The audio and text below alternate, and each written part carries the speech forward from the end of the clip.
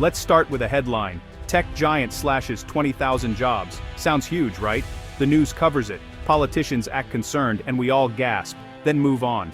But that number, it's just the flashy part. The real crisis is quieter. The freelancers whose contracts end, the part-timers whose hours vanish, the older workers told they're not a good fit. These job losses don't make headlines, they're invisible, but they're everywhere. For every big layoff, countless others are quietly pushed out or erased. We focus on dramatic factory closures, but miss the small businesses that shutter, the gig workers deactivated overnight, the employees burned out by impossible workloads. The announced layoffs are just the polite version, what companies are forced to admit.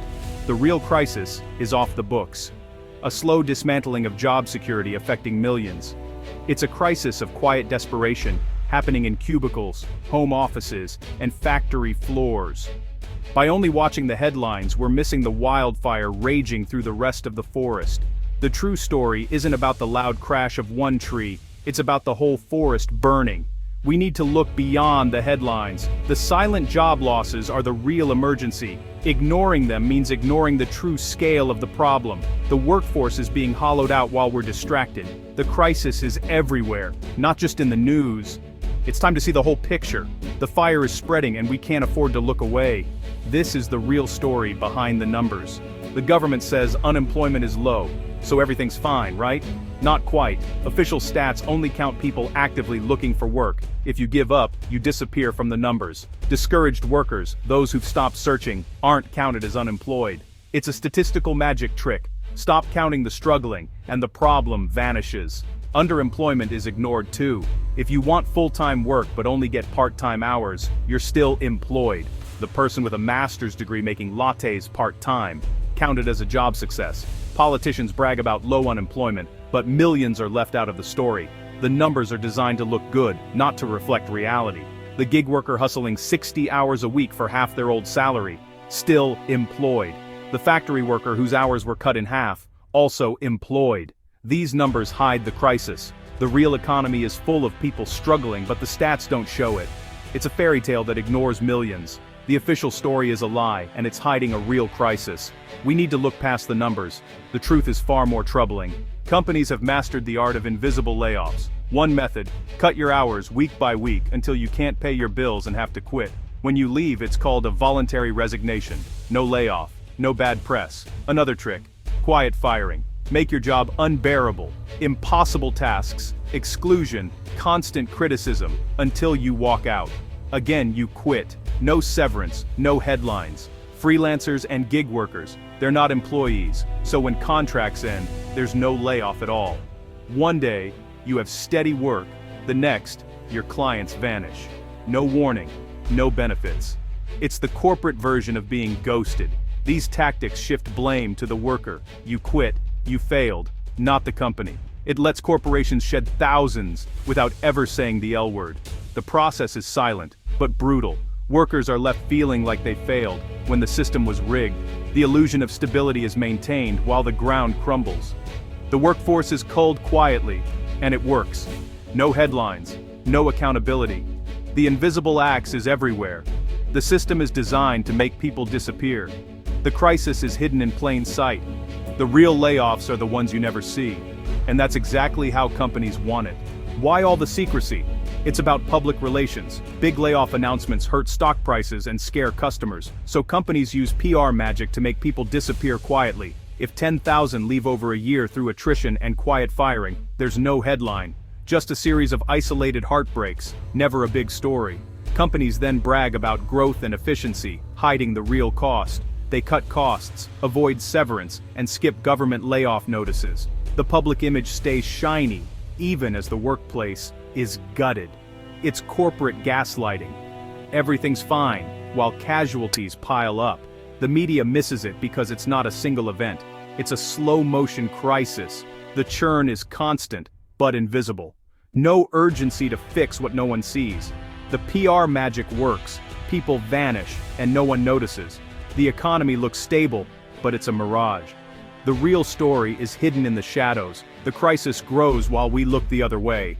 And the disappearing act continues. So what's the real number? Over 13 million Americans are out of stable, full-time work. That's more than New York City and Los Angeles combined. These are the invisible casualties, rendered ghosts by statistics and PR. This isn't a conspiracy, it's what you see in the labor force participation rate. 13 million is not a rounding error, it's a sign of deep failure. These people want to work, but have been pushed to the margins. They live in constant uncertainty with no safety net. They don't fit the neat boxes, so they get no help, no headlines, no policy debates, just silence. It's a national crisis we refuse to name, and it's wasting human potential on a massive scale. 13 million is a huge number, but what does it mean? It's a parent lying awake, wondering how to pay rent after hours were cut, a graduate drowning in debt, sending out endless job applications, a loyal worker suddenly eliminated, too young to retire, too old to hire, families choosing between groceries and medicine, the anxiety of being one missed paycheck from disaster. This is the human cost of hidden layoffs. Communities decay as jobs vanish, stores close, main streets empty. The social fabric unravels. Often these cuts are just to boost stock prices, not save companies. CEOs get bonuses while thousands are pushed into poverty. The system is disconnected from reality, prioritizing profits over people. The human cost is written off as just another expense. Now, meet your new boss, the algorithm. AI and software manage workers for efficiency, code for squeezing more for less. Gig workers are managed by apps, not people. The algorithm decides your pay, your jobs, and when you're deactivated. No appeals, no explanations, just gone. Warehouses track every move, fall behind, and you're out. Call centers monitor your tone. White-collar jobs track your computer activity. It's a relentless digital panopticon. These systems are often biased, automating inequality. Older workers, women, minorities. Algorithms can discriminate, all under the guise of data. Technology was supposed to help us, but for millions, it's just a new, unfeeling boss. You can be fired by a computer that never looks you in the eye. The future of work is impersonal, relentless, and unforgiving, and it's already here. Let's talk about money, the gap between what things cost and what people earn. Official inflation numbers feel like fiction when your rent and groceries skyrocket. Wages barely move, but costs soar. The single full-time job that once supported a family is disappearing. Now, millions juggle 2 jobs or more just to survive. The gig economy isn't about flexibility. It's about patching together enough to get by. People work more hours, across more jobs, for less security. Exhaustion is the new normal. The idea of getting ahead with one good job is fading.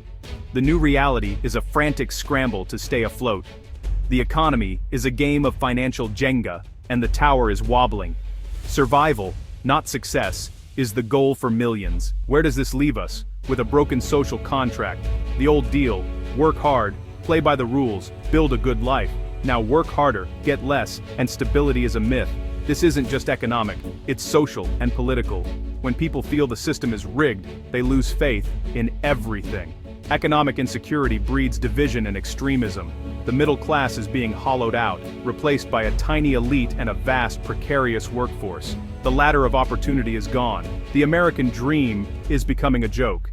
If we ignore this crisis, we're heading for disaster. The dream will be a relic, not a reality. We must see and count the millions of ghosts in our economy. We need a system that works for everyone, not just the top. If we don't act, the dream is over.